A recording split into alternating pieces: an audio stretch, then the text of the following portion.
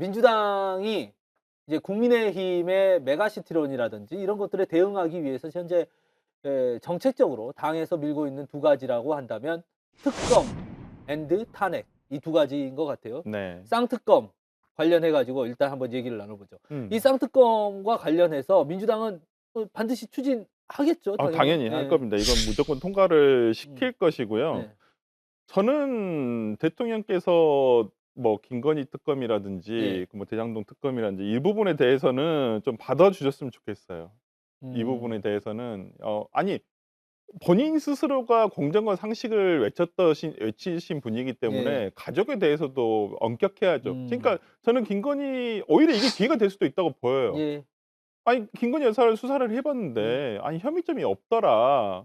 봤는데 별로 없더라.라고 하면 오히려 본인들이 더 좋을 거 아닌가요? 음. 저는 그런 면에서라면 스스로에 대한 오점을 오해를 씻어낼 수 있는 기회라고도 보기 때문에 이걸 굳이 거부권을 행사하셔 가지고 지지율이 또 폭락을 하는 상황을 만드는 것보다는 오히려 '그래, 그래 우리 뭐 여사님한테 혼날 수는 있겠지만은 그래도 저는 받으셔 가지고 어떤 본인들의 무고함을 밝히시면 되리라고 저는 음. 보여요, 그런 면에서라면. 이런 전망들이 많이 나오는 것 같아요. 김건희 특검을 오히려 받고 네. 대장동을 안 받을 것이다. 이런 전망들이 뭐 여권 내부에서도 나오던데 어떻게 보십니까? 저는 뭐 그렇게 보지는 않습니다. 어. 네, 저는 뭐 대장동 특검 받을 거라고 보고요. 그러니까 예. 대장동 특검이 이번 총선 국면에 영향을 미치는 거는 저는 소소할 거라고 봅니다. 이미 뭐 사실 많은 수사가 있었고 어 저는 뭐 최소한 그러니까 이재명 대표가 죄가 있냐 없냐에 대한 논란은 아직까지 이제 법정으로 이어지겠지만 예.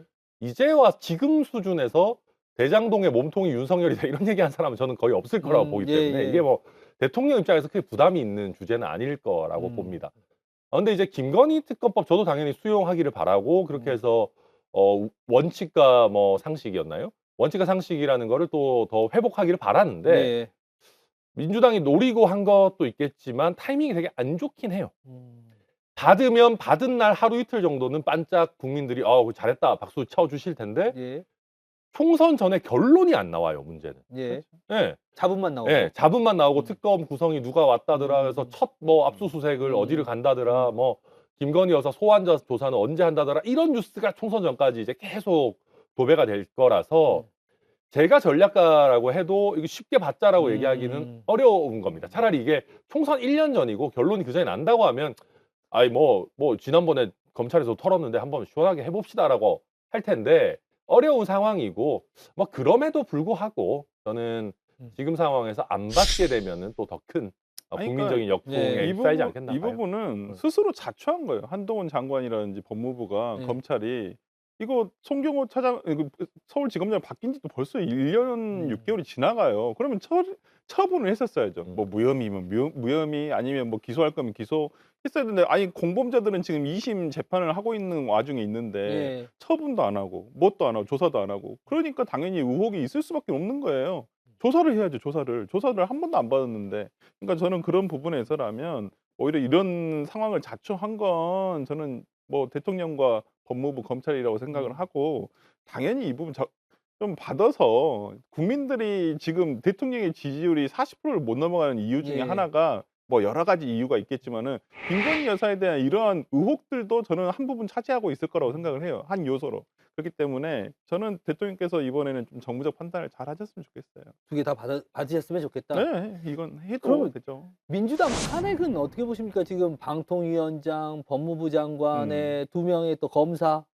방통위원장에 대한 탄핵은 저는 위법 사유가 충분하다고 봅니다. 특히나 음. 최근에 어떤 이동관 방통위원장이 뭐 개헌을 해서라도 의회 해산권을 넣는 개헌을 하자.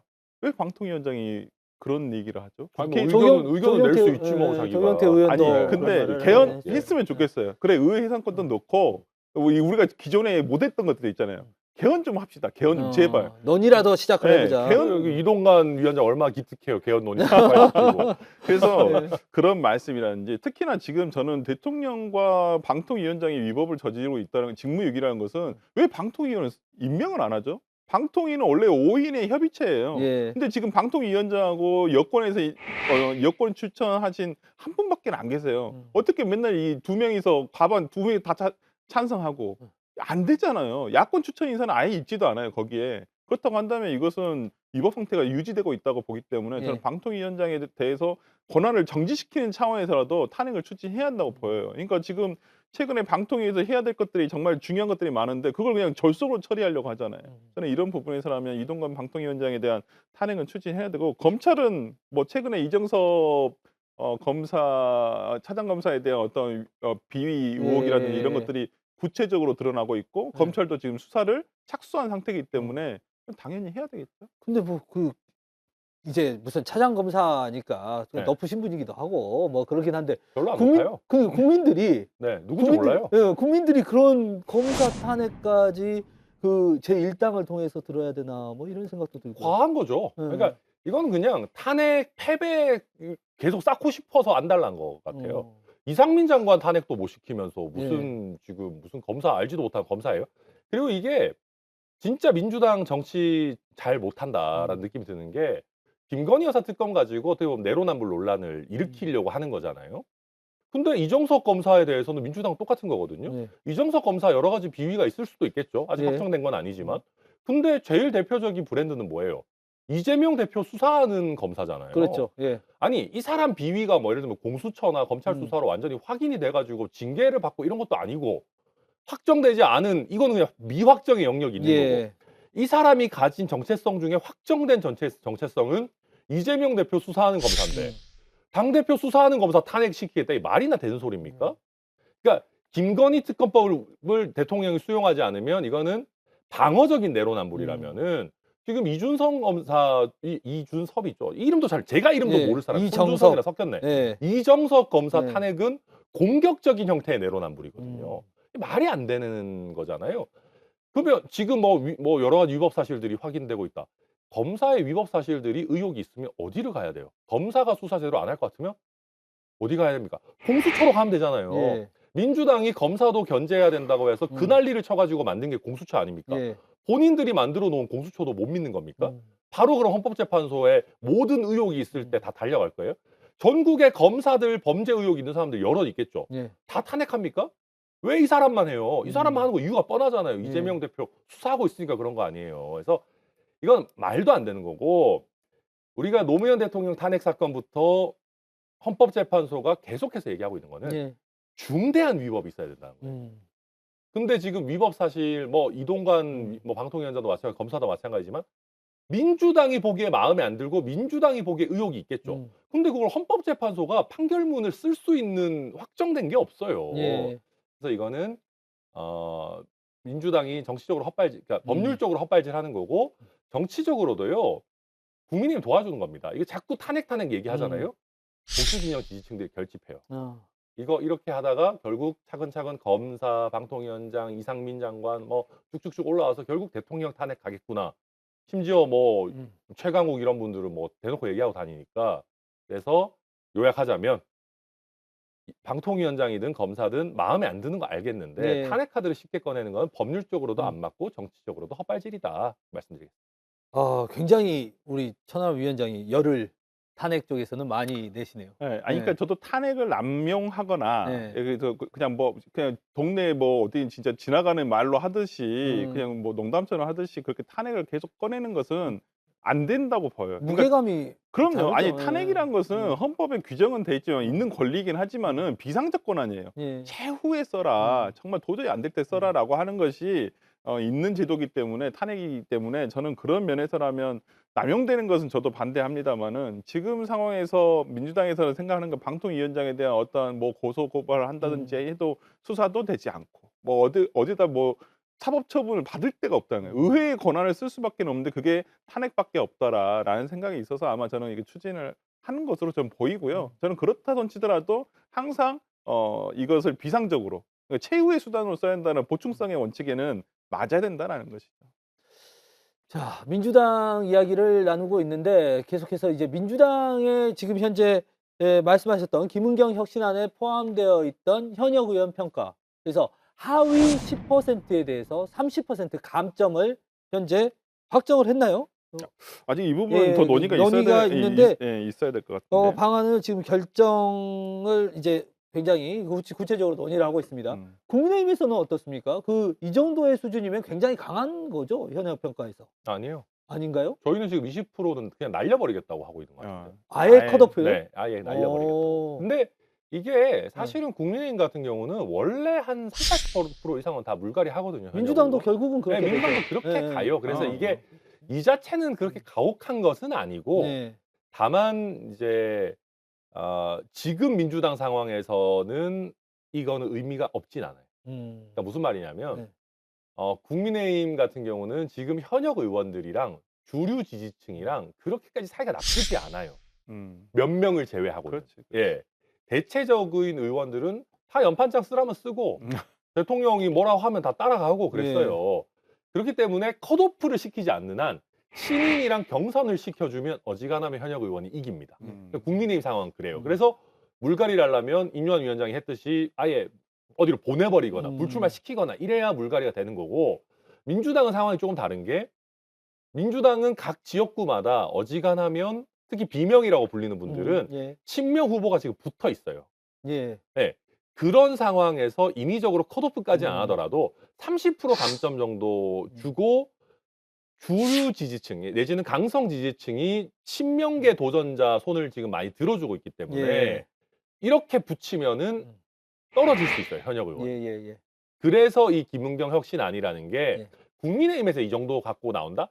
30% 감점? 아씨, 그래도 내가 이겨. 이럴 분위기인데 민주당은 지금 가뜩이나 비명으로 찍혀 있으면 경선 쉽지 않은데 30% 감점까지 받으라는 거는 나한테 죽으라는 거냐. 예. 라고 센 반발이 나올 수 있는 안이다. 그 반발의 또 정점에 이낙연 전 대표가 전후의 시체위에서 응원가를 부를 수는 없다라는 말을 전하면서 어쨌든 그 반발이라고 볼 수 있겠죠. 현재 이재명 대표 체제에 대한. 아무래도 뭐 소위 뭐 친낙계라고 하는 뭐 의원들, 뭐 대표적으로 윤영찬 의원 같은 다 낙천되게 생겼으니까 지금. 현재 뭐 지금 뭐 지지율에서도 그렇게 뭐 좋은 지지율이 나오지는 않고 있고 불안하시죠, 솔직히. 그러니까 이낙연 대표 입장에서도 그래도 본인의 대권 경쟁 그 와중에서도 본인을 도와줬던 의원들이 어찌 보면 그런 무형의 불이익이거든요. 뭐 당에서 예를 들어서 이분들에 대한 평가를 저평가해가지고 잘라버리겠다 이런 것은 아닐 거라고 저는 보여요. 하지만 소수의 목소리 큰 정말 뭐 적극적인 지지층들이 또 권리 당원들을 그렇게 또 분위기를 이렇게 쓸고 가거든요. 그러면 우해버려요. 그러면 딱 그 금태섭 의원 케이스가 나오는 거죠. 그러니까 당원 평가에서 안 돼 버리면 그냥 시인한테 속절없이 당하는 거예요. 그렇다고 한다면 특히나 과거에는 금태섭 의원일 때는 그분 한 분이었어요, 거의. 근데 지금은 거의 뭐 지역구 리스트를 보면 30-40군데가 되거든요. 근데 그분들 지금 뭐 친명이라고 하시는 분들 그냥 이재명 대표에 대해서 이재명 이름 파는 거 외에는 없어요. 뭐가 특별하게 자기가 무슨 이 사람 현역 의원보다 뭘 더 잘하겠다. 아니면 정책을 뭘 하겠다. 이런 내용은 하나도 없고 그냥 대부분 보면 그냥 저 이재명 대표가 되게 친해요. 이재명 대표가 저 뭐 예를 들어 특보 임명해 줬어요. 뭐 이런 내용밖에는 없어요. 단식할 때 동조 단식했어요. 뭐 그런 거밖에 삭발도 한번 했어요. 그거 말고 뭐가 있죠? 그래서 오히려 그러니까 민주당이 그러면 양질의 어떤 후보군들이 적어진다는 거예요. 그러니까 저는 뭐 현역 의원이 무조건 해야 된다. 저는 그렇게 생각하진 않아요. 절대 경쟁을 하면 됩니다. 근데 공정한 경쟁이 안 될 수도 있다는 거예요. 저는 그런 면에서라면 특히나 뭐 민주당은 항상 그렇잖아요. 시스템 공천합니다 이러잖아요. 근데 사람들이 시스템 공천이라는 말이 현혹이 되는데 예를 들어서 어떤 지역구를 뭐 3인 경선할 것이냐, 2인 경선할 것이냐, 4인 이거 굉장히 달라져요. 경선 구도 자체가. 그리고 어떤 지역은 전략으로 할 것이다. 이런 부분이 있기 때문에 저는 그런 부분에 대해서 좀 당에서 좀 투명하게 특히나 전략 지역 같은 경우는 미리 얘기를 해주는 게 오히려 거기 입지자들이라든지 아니면 현역 의원들이라든지 자기의 어떤 정치적인 행보를 미리 정할 수가 있게 되는데 전략 같은 지역구 같은 경우 이걸 나중에 발표를 해버리면 그 지역은 도대체 뭐가 돼요? 지금 솔직히 길게는 1년 이상 거기 지역구에서 준비하고 있던 분들이 3-4년 하신 분도 많죠. 진짜 근데 이 지역 전략으로 할 거야. 이제 누가 내려올 거야. 영입한 사람이 내려올 거야. 그러면 그 사람들은 뭐가 되는 거예요? 저는 당이 그렇게 스스로 우리 편을 남의 편으로 만들진 않았으면 좋겠다. 저는 생각합니다. 민주당의 어떤 그 공천 과정에 대한 비판도 있지만 또 한축으로는 지금 막말 논란이라든지 이런 부분들 또 청년 현수막 논란도 있는데 이런 것들이 사실은 그 근저를 보면 사실은 어떤 그 그 극성 지지층에게 잘 보이려는 혹은 극성 지지층을 향한 메시지 뭐 이런 이야기도 나옵니다. 이른바 뭐 암컷 발언이라든지 뭐 이런 이야기 있을 아 때. 그거는 그렇죠. 그거는 예. 이제 어떻게 보면 김건희 여사를 좀 세게 비난해 가지고 예. 이제 강성 지지층 지지를 받으려고 하는 거인 것 같고요. 예. 근데 이제 여기에 대해 가지고 저는 뭐 민주당도 반성해야 되고 예. 여성 운동계도 반성해야 된다고 생각합니다. 그러니까 뭐 한번 상상해 보십시오. 이준석 전 대표가 이런 얘기 한번 했다고 생각해 보십시오. 진짜 난리 날 겁니다. 예. 막 안 그래도 여성계에 예, 찍혀 있는데. 여성계에서 예. 진짜 뭐 그러니까 지금까지 이준석 대표에 대해서 사실 뭐가 막말이고 뭐가 갈라치기냐에 대해서 핀포인트를 못 했어요. 뭐 예. 맨날 혐오다 막 얘기하는데 뭐가 혐오인지 핀포인트를 못 했는데 이거는 진짜 혐오 발언이잖아요. 그러니까 이건 막말이고 누가 예. 봐도. 근데 사실은 민주당 계열의 정치인이 하는 거니까 또 되게 조용해요, 상대적으로. 이런 게 저는 진영 자체가 지금 굉장히 내로남불 논란에 휩싸일 수밖에 없는 부분이라서 예. 되게 아쉽게 생각하고요. 근데 저는 뭐 최강욱 의원은 뭐 그렇다 칩시다. 이거는 예. 진짜 세게 얘기해 가지고 득점하려고 하는 거니까. 근데 청년 현수막은 저도 보고 이거는 뭐 아무 의미도 없고 예. 예, 재미도 없고 예. 진짜 기분만 나쁜. 예. 그래서 게다가 또 이제 뭐 한준호 의원이었나요? 나와 예. 가지고 이거 업체가 한 거다 뭐 이런 음. 얘기 하니까 처음부터 끝까지 굉장히 없어 보이는 예. 일이었죠. 잘 모르면 그냥 아니, 가만히 있어야 됩니다. 그냥 네. 제가 볼 때 한준호 의원을 뭐 옹호하고 싶어서는 아닌데 예. 아마 제가 봤을 때 그 당시 상황을 보고를 잘못 받은 것 같아요. 그러니까 본인이 밑에서 아마 그 어찌된 일인가를 아마 예. 물어봤을 텐데 아마 당에서는 그렇게 의원한테 얘기를 했겠죠. 예. 이거 업체가 이거 한 건데 그렇다. 근데 근데 최고위원들도 다 봤다는 것이 다 이제 보고 예. 올라간 거예요. 예. 근데 거기서 남탓할 필요는 없죠. 무슨 업체 탓을 해요. 업체는 그냥 찍어내기만 하지 시안을 본인들이 만들지는 예. 않을 거 아니에요. 디자인이나 이런 것들도. 그런 건 다 당에서 만들어서 내려가는 것들인데. 그러니까 저는 그런 부분에서 잘못을 했으면 그냥 깔끔하게 시원하게 그냥 이건 우리가 잘못했다. 이건 우리가 좀 생각을 좀 잘못한 것 같다. 이렇게 하고 이런 일 다시는 없도록 하겠다라고 해서 좀 더 개선하는 모습을 보여주겠다라고 하면 그걸 보고 누가 뭐라고 합니까? 정치인들이 뭐 실수가 뭐 한두 번도 맞아요. 아니고 뭐 예. 매번 실수하는 것도 있고 그런데 그래서 저는 그런 문구도 솔직히 별로였고요. 문구도 아니 진짜 저는 뭐 이게 청년들한테 다 하고 싶다. 청년들은 그러면 뭐 경제는 모르지만 돈은 많고 싶어. 이거 보는 순간 뭐가 떠오르냐면 우리 당의 과거에 우리 당이었던 모 의원이 떠오르는 거예요. 예. 코인으로 예, 했던 예. 그 의원이 예. 돈은 많고 싶잖아요. 누구나 가질 수 있는 욕구예요. 음. 하지만 경제를 왜 모르지만이라는 단어를 왜 거기를 붙이냐 이 말이에요. 기성 정치인들이 청년을 바라보는 시선이 저거였구나라는 것을 좀 드러내버린 게 아닌가. 그러니까 우리가 그 유튜브를 젊으신 분들 음. 많이 뭐 나이 많으신 분들 많이 보지만은 그 예를 들어서 이거 특정 채널 이름 얘기해도 되는지 모르겠지만 슈카월드라는 그 채널이 있어요. 경제 채널이죠. 경제 채널이잖아요. 예. 일요일 날 저녁 때 라이브 하는데 동접자가 6만 7만이래요. 예. 그러면 그걸 대부분 보는 사람들이 젊은 세대들이 많이 본단 예. 말이에요. 그럼 경제 모르고 싶어서 그걸 보는 거예요? 아니에요. 이분들도 경제가 어떻게 돌아가는 거 다 보고 싶고 지금 어떤 세계적으로도 경제 이슈라든지 이런 것을 듣고 싶기 때문에 그런 채널을 보는 거예요. 예. 근데 거기다 대고 경제는 모르지만 돈은 많고 싶어? 이런 막말에 가까운 표현을 한다는 것은 저는 그 당이 실책을 했다고 봅니다. 그러니까 이제 이게 민주당의 조급함을 보여주는 거죠. 조급함이요. 그러니까 아니면 뭐라고 해야 될까? 이해가 안 예. 된다. 청년들이 왜 우리를 지지하지 않지? 좀 국민의힘을 지지할 게 아닌데. 이해가 안 되는 거죠. 민주당 입장에서는 당연히 젊은 층은 좀 상대적으로 진보적이고 민주당 지지하고 이게 당연한데 그 현상적으로 꼭 그렇지는 않거든요, 예. 지금. 뭐 약간 갈려 있지만. 그러니까 지금 나오는 생각은 뭐냐면 젊은 애들이 못 배워서 생각이 내지는 없어서. 생각이 없어서 역사 인식이 부족해서 뭐 사회적으로 이런 것 어떤 교육이 덜 돼서 우리가 한 수 가르쳐 줄게라는 거죠. 예. 그럼 젊은 사람들이 민주당을 왜 지지하지 않겠어요? 저는 젊은 사람들은 예나 지금이나 항상 상대적으로 개혁적이고 상대적으로 기득권에 저항하고 하는 면들이 있다고 봐요. 예. 그럼 왜 민주당 지지하지 않냐? 개혁적이지 않으니까. 어. 본인들이 기득권이니까 이제 나와가지고 막 암컷 얘기하고 있는데 거기 젊은 사람들이 어떻게 찍어요? 그러니까 국민의힘도 물론 잘하고 있다는 건 아니지만 그거를 그러니까 예전만큼 청년들의 지지가 확실하지 않다면 우리가 청년들의 지지를 못 받을 정도로 반개혁적이고 기득권 정당이 됐구나를 반성해야 되는데 청년 니네가 잘못 생각하고 있어라고 가니까 이게 답답한 노릇인 거죠. 예. 그러니까 이게 민주당이 어느덧 굉장히 그 거루한 정당이 돼 버렸어요. 예. 어찌 보면 그 경직성이 더 커요. 예. 국민의힘보다 민주당이. 그러니까 586 세대를 전부 다 제가 전체 뭐 해 가지고 폄하하는 것은 아닙니다마는 예. 아직도 그분들은 본인들이 청년이라고 생각하시는 것 같아요. 음. 근데 지금의 젊은 세대들이 제일 싫어하는 게 뭐냐면 척하는 거예요. 척. 음. 청년인 척. 그죠. 부장님이 와가지고 예. 형이야 이러면 막 소름 돋잖아요. 예. 야, 약간 형이 너 생각해서 그러는 거야. 어우 소름 돋아. 그런 예. 느낌이란 거예요. 예. 그러니까 청년들이 바라봤을 때 청년을 위한다는 건